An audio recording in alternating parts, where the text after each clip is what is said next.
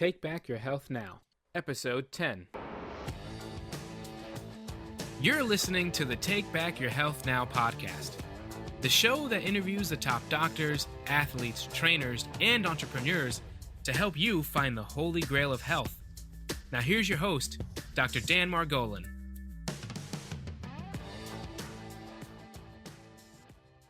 Hi, this is Dr. Dan Margolin with another segment of Take Back Your Health Now, where we pull out all the stops in search of the holy grail of health. We are really excited and really honored to have Dr. Joel Fuhrman, MD. He was a board-certified family physician, a 6 times New York Times best-selling author, and internationally recognized expert on nutrition and natural healing who specializes in preventing and reversing disease through nutritional methods. Dr. Fuhrman coined the term Nutritarian to describe his eating style, which is built around a diet of nutrient-dense, plant-rich foods. For over 25 years, Dr. Fuhrman has shown that it is possible to achieve sustainable weight loss and reverse heart disease, diabetes, and many other illnesses using smart nutrition. In his medical practice and through his books and PBS television specials, he continues to bring this life-saving message to hundreds of thousands of people around the world. And he's also got a new book coming out called The End of Heart Disease. Dr. Fuhrman, sir, welcome to the show. Oh, thanks, Dan. Great to be here. And my book, The End of Heart Disease, already came out some months ago, by the way. Oh, it did. Awesome. Well, let me ask you, let's just jump right in, Dr. Fuhrman. So let me ask you, why have you focused so much on nutrition when other doctors have sort of gone down more towards drugs and things like that? What got you started on this road? Well, I've been in medical practice for more than 25 years, but I went to medical school with a specific intent to use nutritional interventions as my primary modality of care because I was excited about nutrition even when I was a teenager. I watched my father get well. I saw other people being able to be cured from serious ailments like asthma and diabetes and severe heart disease and autoimmune conditions like rheumatoid arthritis and ulcerative colitis and psoriasis, watch them melt away.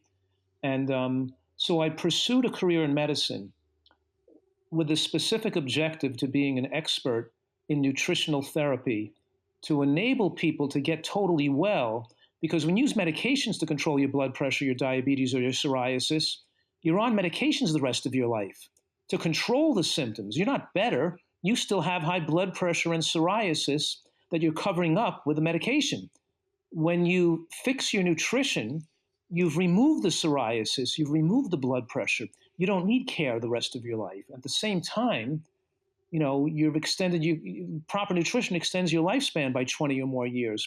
The point I'm making is that I guess I see nutritional interventions as where medicine should have gone. I consider it progressive medicine, correct medicine. And right. I consider the way medicine is traditionally practiced, where drugs are the primary modality of care, to be distorted and not the way we should be have gone. It's affected by economics and socialization and political. So in other words, the history of medicine has been affected by things that did not result in what's best for our population. And because of that, we have the most cancer-ridden, obese, diabetic-prone population in the world. We see people dropping dead every minute of heart attacks that don't have to happen. We see people with dementia and strokes suffering in nursing homes. We see a tragic amount of people that are sickly and suffering, all because the standard medical care is giving people drugs to control what is basically poor nutrition that's created these problems. So people have been misinformed to think that it's predominantly genetics and the consequence of aging, and it happens to you anyway, and doctors are saving our lives and making us live longer, and you just go to your doctor and take the drugs. That's how you care for things. And it's not true. The drugs for blood pressure, for example, cause cancer. The drugs for autoimmune disease cause cancer. We're causing a tremendous amount of suffering that just doesn't have to have happened. First of all, just explain that. So the drugs for blood pressure, they actually cause cancer. Well, there's a study I wrote in my book, The End of Heart Disease. I give the data from the medical studies to show, for example, that women who are on calcium channel blockers for 10 years or more have double the risk of breast cancer. Wow. So Wow. we're talking about that people put on statin drugs. Statin drugs increased almost double the risk after 10 years of use of invasive breast cancer. What about people putting on calcium channel blockers and statin drugs? The point is that Wow. people aren't given proper informed consent. They're not told that the blood pressure medications could lower your diastolic blood pressure too low, increasing your risk of atrial fibrillation, irregular heartbeats, and sudden cardiac death. They're not told that, it's like taking your car to the mechanic with the oil light flashing on the dashboard, and he reaches in there with the wire clippers and cuts the wire so you don't see it's flashing. Medications don't they're not taking away the problem. They're covering it up so the person doesn't know how sick they still are. And the inevitable consequence is the underlying pathology keeps advancing. It's even angioplasty and bypass surgery does not, when used, in most cases it's used for people who have chest pain who are stable, not people who are undergoing a heart attack or acute cardiac syndrome at the moment. The point I'm making is that most of those people doing those elective procedures are not having their lifespan extended. They're having their lifespan shortened. And now they have to be on blood thinning drugs the rest of their life. And now they have a foreign body in their heart. The point is they're now forever at increased risk of hemorrhagic stroke. In other words, there's a risk-benefit ratio for every medical procedure. And you might have to incur that risk. But was this person told they could have totally got well? Right. Were they given the choice to be told they didn't have to have heart disease anymore? That they can lower their blood pressure back to normal and not need medication? That they don't have to ever have a heart attack or a stroke? And, and I've given, that's why I felt this book, The End of Heart Disease, was such a process for me personally to be able to get this information out to the masses. So people have truly informed consent in a comprehensive fashion. They know the risks of the drugs they're taking. They know how effective proper nutrition could be should they choose that route. And they know the futility and even dangers of medical care that are just completely covered up by physicians. Dr. Fuhrman, when I started in practice 30 years ago, I totally bought into the system. And over the years, exactly what you're saying, I've noticed in my own patients. And so it's a little embarrassing to say that it took me 30 years to reach the conclusions that you reached out of the gate. Why do you think the medical community has not sort of embraced this concept? Why are they not seeing this? Why are they not going more towards nutrition? What is the underlying reason here? Well, I don't have all the answers on that question, but I could say this, that number one, keep in mind that the growth of the American College of Lifestyle Medicine and the growth of physicians utilizing nutrition as a primary modality has exploded in the last 10 years. And for the last 10 years, the membership and the board certification of doctors being certified in nutritional therapeutics has been doubling every year. So it's almost exponential advancements. I didn't know that. Number two, every day I have more physicians, cardiologists, and intensive cardiologists who put in stents and things, telling me they're not doing it anymore. They've cut it back, or they're using my books in their practice. And I can't tell you how personally rewarded I am by the thousands of doctors across the country who utilize my books and in their medical practices to inform patients, to motivate patients to make these changes. So doctors are just like other professionals, whether it's politicians or lawyers or electricians. Some of them are in the dark and aren't kept up on recent advances here, and others are kept up. Some are excited about this information. They want to really help people, and others people are too busy to even look at it and just want to be, do what's ever most convenient to their practice to bring the most patients in and out to keep their standard of living high. The point I'm making is that, it's hard to sometimes integrate nutritional medicine into a conventional medical practice because, you can't spend that much time talking to people, and you have to see people in groups and give lectures. But there are doctors learning how to do this more and more, and there are more therapies available, nutritional therapies available for people. If you look around, there's more of this information out today than ever. So I think it's a complicated. We can go back historically and say why why the medical profession evolved to be so drug-centered and to ignore lifestyle interventions that are so effective. But why is that? I'm just saying we could go back and look at that. Oh, right. And that historical but I don't, I don't know if we should have time for that now, or if that's No, I so understand. critically I important. understand. But I know where we are, and there's a lot of people in America who aren't looking for this type of care. And Yeah. as more people want this type of care, doctors will offer it, of course. It's like if we stop buying fast food restaurants, they'll go out of business. But people are buying them; they just keep opening up. If you stop going to doctors and taking drugs and looking for a doctor, it's a complicated issue. But I think the biggest problem is there's not enough demand from it from the population because our population is uneducated about it. Well, and I think you're going a long way in changing that, and you should be very proud of yourself, sir. What Let me ask, what are some of the most prevalent chronic diseases caused by poor nutrition? We touched on heart disease. What other things that you would say are really the mainly caused by the poor nutrition? Well, I guess it's generally accepted that diabetes and obesity and heart disease and high blood pressure and high cholesterol and strokes and dementia are caused directly by what we put in our mouth. And we don't have to be demented when we get older, and we can live much longer. But I think what's not generally recognized about that's nutrition is depression and violence and aggressive behavior and poor performance in school, and how intelligence is affected by how you eat when you're not just before you're pregnant, but how your parents eat when they're, and especially how your mother eats before she even conceives the baby, and the diet that the child eats when it's young. The parents don't see that they have the opportunity to affect the intelligence of their child, their immune system of their child. They don't see that, and people don't see these autoimmune diseases like multiple sclerosis and rheumatoid arthritis and psoriasis. And Right. they don't see that these diseases are nutritionally based. They just go to doctors and take drugs, and they're oblivious to the fact that what they eat caused it. And if they change their diet, they could most likely get well again. Have you ever? I was just in a store the other day. I saw a young lady pregnant drinking a diet soda. I just, you want to go over to them and say, please don't do that. Have you ever had that experience where you just walk up to somebody and say, look, you got to stop doing that? Yikes! I mean, I don't know. I mean, I would feel like putting handcuffs on her. But in any case,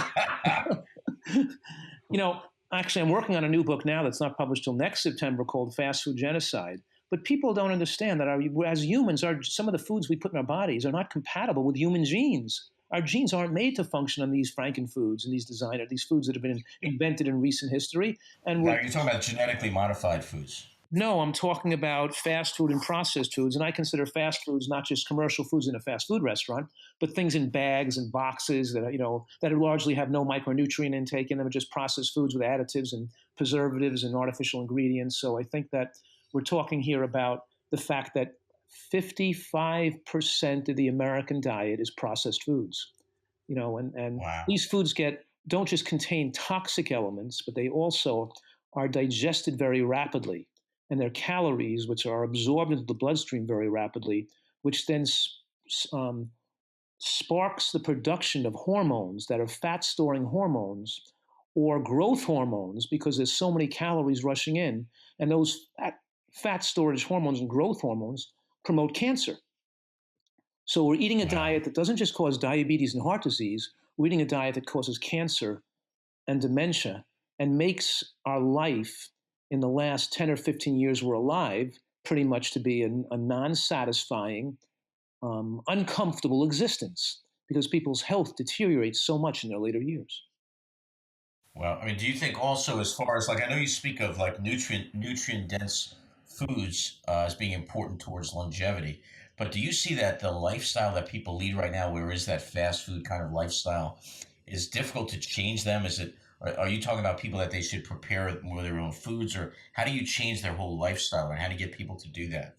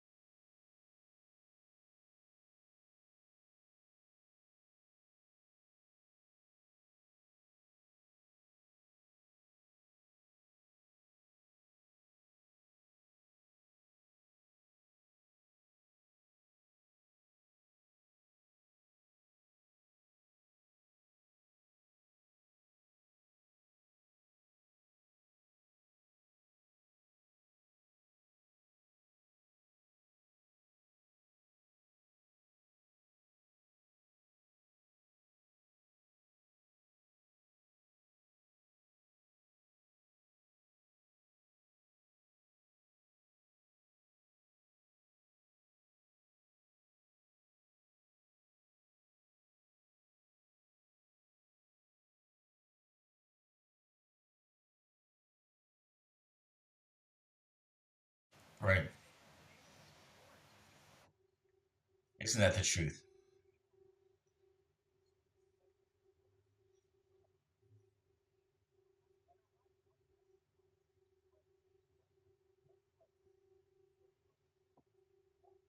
Right.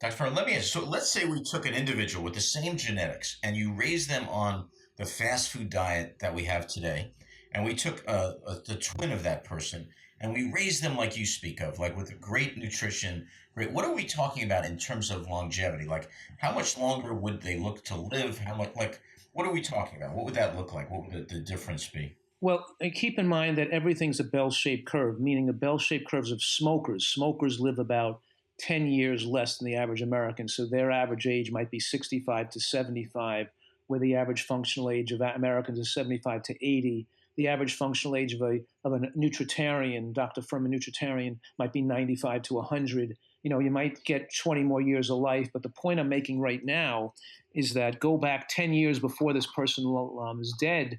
Look at these smokers. Look at these people eating fast food. Look at how much their joints ache. Look at how inactive they are. Look at how much Mm. intellectual memory they've lost. Look at how much pain they're in. Look at they're not having a great life. And so we're not just talking about extending lifespan. We're talking about having a much healthier life expectancy, where the years you are alive, you're fully able to enjoy your life. You're not medically dependent, being tortured by doctors with surgeries and procedures, putting tubes in the orifices of your body, and you're not inconvenienced by being on medications with their side effects. So the point is that it's not just living longer; it's living with less fear. It's living with more self-confidence. It's living with your full mental faculties and your physical and your youthfulness lasting longer in life, and really being able to enjoy your grandchildren, enjoy the golden years of your life. For most Americans aren't golden. Their lives are falling apart. They're suffering. Dr. Furman, years ago I met a coach, a workout coach, and he said, Dan, the way I look at life is I could spend my time working out now, the same amount of time, or I could spend it in a doctor's office when I'm older. And I choose to spend it working out right now. And I thought that was a pretty prolific statement. And to some degree, it's sort of what you're saying. Yeah, I also say you can't outwork your mouth. You can't. You could never out exercise your mouth. You know what that means? I'm assuming that if you're eating garbage, it's not going to matter how much you're working out. It doesn't matter at all, because your metabolic rates, from exercise, you become more deficient. You take in one extra bagel or cookie, and your bluntness, the whole thing is gone, and your people's appetite goes up. The point I'm making, I'm a big proponent of exercise for longevity, but right now we have about 85% of Americans are dramatically overweight. And even though exercise extends lives and protects the brain, we've got to change the way. That's the primary um, factor which people don't want to face. They're willing to go to the gym, but they're not facing up to the fact that they've got to change the way they eat much more radically if they want to have good health. And that for me, you also speak about like the body sometimes desires to overeat. Why is that? Why do people's bodies desire many times to overeat? The Americans have to overeat. They can't not overeat, because their diet is so micronutrient deficient, because they're not eating enough of the rich micronutrient containing foods, and they're eating so many toxic foods that so their body has built up free radicals and glycation end products and other toxins. And when they stop digesting food, when they're in a period of time when they're supposed to be living off of the calories they just ate a couple of hours ago, the minute they stop digesting, they start to feel sickly and shaky and weak and headachy and stomach cramping. They start to feel intolerably uncomfortable, and eating makes them feel better. And they think that's hunger, or they think it's hypoglycemia, or whatever they call it. And they don't recognize that those symptoms are from an unhealthy diet. And so in order to make themselves feel well, they have to keep their digestive tract busy all the time. Oh, And they wow. can never be of a normal weight, because they have to overeat just to feel okay. They're not going to feel Wow. okay unless that's why diets don't work, because people try to cut back on calories, and they can't comfortably cut back on calories because they don't feel well enough to not eat. Eating stops detoxification. Most healing, repair, and detoxification occurs in the catabolic phase of the digestive cycle. That's the phase when we already have finished digesting food, and the body is just living off of what we had just stored. And when the body's not putting stuff in, that's when it can fix things, repair the DNA, remove waste products. And that's what people don't like the feel of. When the body is so toxic and these waste products get circulated, they just don't feel well. And they stop the detox. So I'm saying feeling well is getting sicker. Letting yourself feel worse is getting well. But if you're really healthy enough, and that's what I'm asking or encouraging people to do, you don't feel ill when you're not eating the food, and you can wait till real hunger kicks in, which is then a precise computer directing you the right amount of food to eat. So in a natural environment, eating natural, healthy natural foods, humans don't become obese and overweight, and gorillas and chimpanzees and baboons don't become overweight. We don't see obese deer and squirrels running around in the woods. Except if you go in New York City, you can see obese squirrels eating French fries and eating junk, people feeding fast food restaurants. But in a natural habitat, you would never see that. And so we've put our human body, we've put ourselves in an unnatural habitat of unhealthy foods, and we're paying the price for it. Dr. Let me add, I know I've heard things saying that vegetables and some of the things that are grown don't actually have the nutrients they had 30 years ago. Is that true as well? Is it some of the vegetables that we are eating are also not grown in mineral-rich soil to the degree it was? How much of that plays a part in nutrition? It doesn't play a major role because it's mostly the Midwestern plains where the soil was depleted. And it's mostly reflecting corn and wheat and soy and more of those inexpensive feed crops that we make processed foods out of that are mostly nutritionally poor, and also the GMO and a lot of heavy use of pesticides and things in the soils maybe not as good.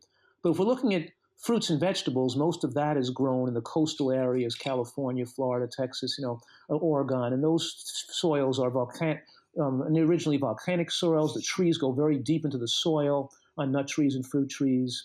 Most of the vegetables need to have good soil for adequate production. And when we analyze most of those colorful foods, they're still nutrient rich. They may be not quite as perfect as they were many, many years ago, but there are lots of very, very intelligent and advanced farming techniques and organic farmers. And I should say that most of the vegetables lose their nutrients from being sitting in a store for 2 weeks, and then people overcook them to cook the good out of them because they cooked them for so long. It's not that the vegetables weren't good. Most of these vegetables were good. You just have to know the right way to cook them, to store them. And frozen vegetables, by the way, are very healthy and still have a lot of nutrients in them because they freeze them the same day they're picked in most cases, and they only blanch them for 1 minute of cooking. But I think that the idea that the food is no longer containing nutrients is over-exaggerated. And the main reason Americans are nutrient deficient because they're not eating the green vegetables, the berries, the nuts, the mushrooms, the onions, the scallions. They're not eating the seeds and the nuts and the sesame seeds, and they're not eating enough of the natural foods and the colorful plant foods they should be. So look what they're eating. They're eating processed foods and only 5% colorful plant foods. So to blame it on the fruits and vegetables not having enough nutrients is just it's a little bit distorted. And then what would if you were to say an ideal diet for somebody, give us what would it look like just for the average person? Well, the American diet is 55% of calories from processed foods like pasta, bread, salad, oil, mayonnaise, donuts, cookies, crackers, breakfast bars and chips and soda. And then Americans eat over 30%, about 33% of calories from animal products. And animal products do not contain antioxidants and phytochemicals, those anti-cancer ingredients, and they promote hormones that promote cancer. And then Americans eat like 5% of potatoes and kind of like semi-processed grains that aren't that great, or maybe about 5% of colorful plant foods. What I'm saying is our diet has to be 80 to 90% of really healthy stuff, closer to 90% of colorful plant foods made out of greens and beans and onions and mushrooms and squashes and peas and carrots and beets. And we have to eat. By the way, I make a beautiful chocolate cake out of beets, zucchini, and carrots, and pineapple and banana, and some cocoa powder and dates, and a little bit of whole grain flours, and make it delicious. Just to change the subject for a minute, wow. I show people how to make incredibly delicious food out of high nutrient foods. But what I'm saying is, I want people to eat a big salad every day as a main dish in one meal, and put a nut and seed-based dressing on top. I want people to make a big bowl of vegetable bean soup on the weekend, with maybe carrot, celery, tomato juice base. I want them to, eat servings of green vegetables. I want them to eat at least 3 fresh fruits a day. I want them to reduce their animal product consumption considerably to less than 10% of total calories. So their diet is around, 0 to 10%, usually hovering around that 5% of calories from animal products, not 30%. The studies that we give credence to show that as animal products go above 15%, we see dramatic increased rates of death from diabetes and heart disease and cancer. And the Wow. studies we're giving credence to these studies is because they go on for many, many years, 15 to 30-year studies, and they consume thousands and thousands of people.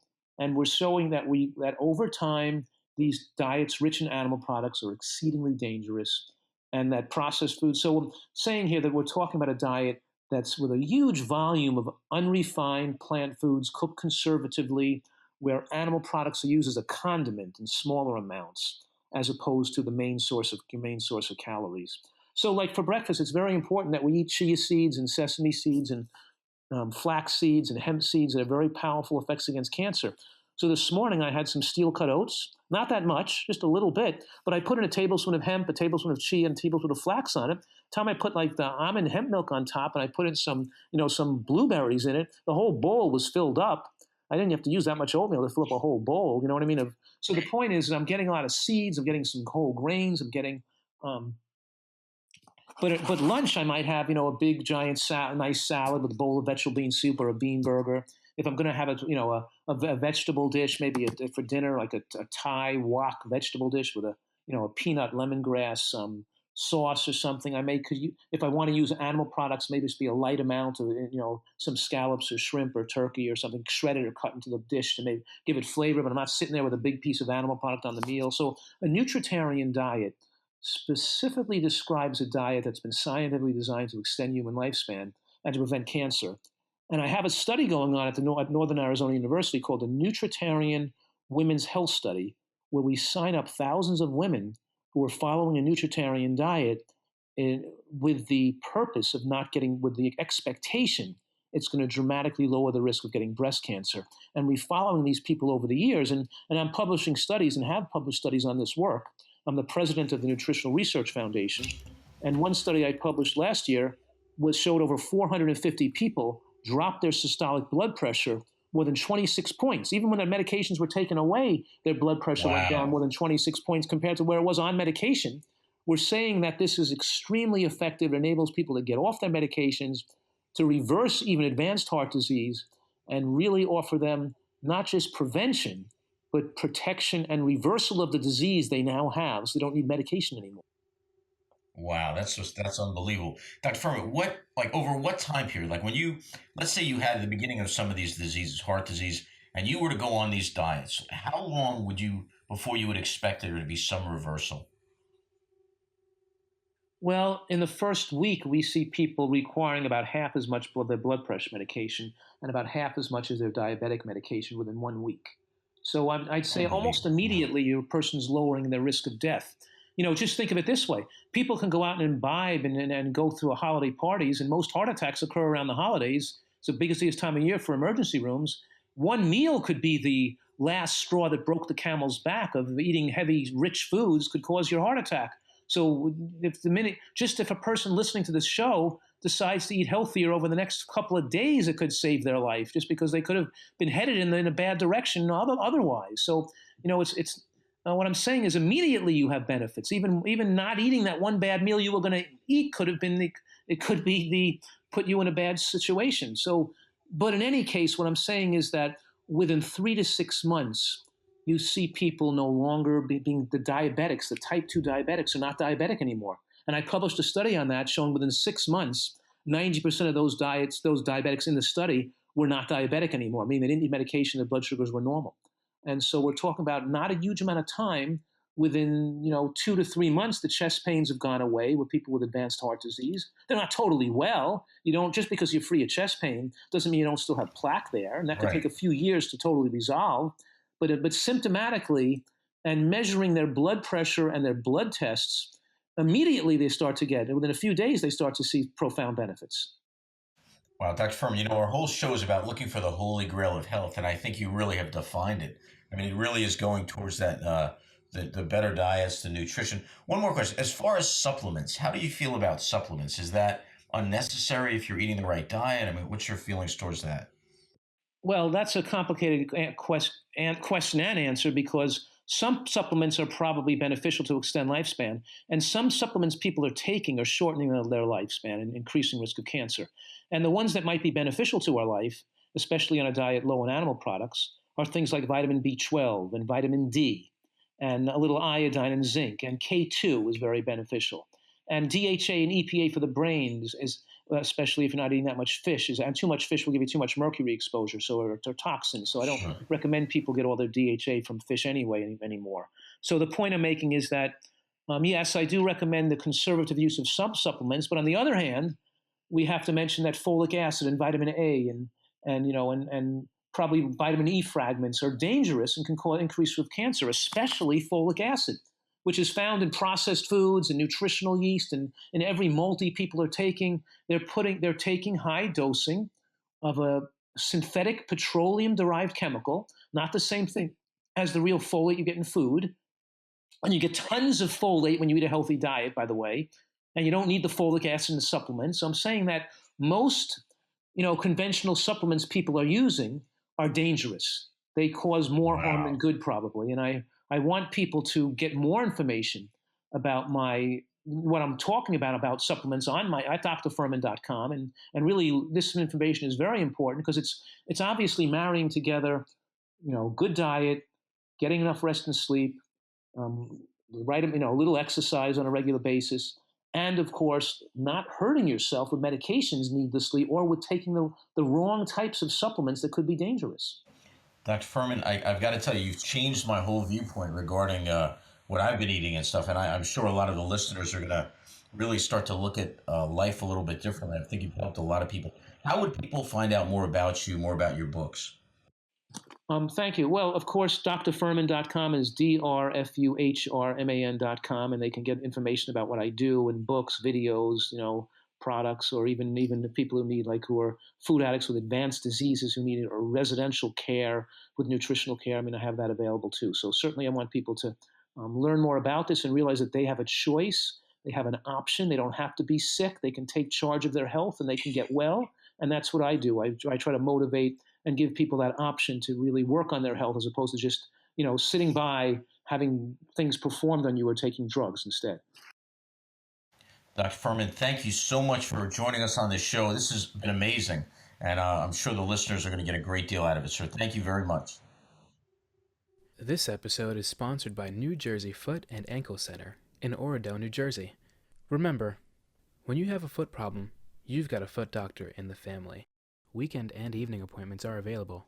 Call us at 201-261-9445. Once again, that's 201-261-9445. Thanks for listening. Check out the show notes over at drdanspeaks.com. If you're loving the show, head over to iTunes and leave us a review, and we'll catch you next time. This episode is brought to you by Slate Media Productions. For more information, please visit slatemediaproductions.com. Voiceovers for this episode were provided by Randy Ramos Jr. To see and hear more of his work, visit randyramosjr.com.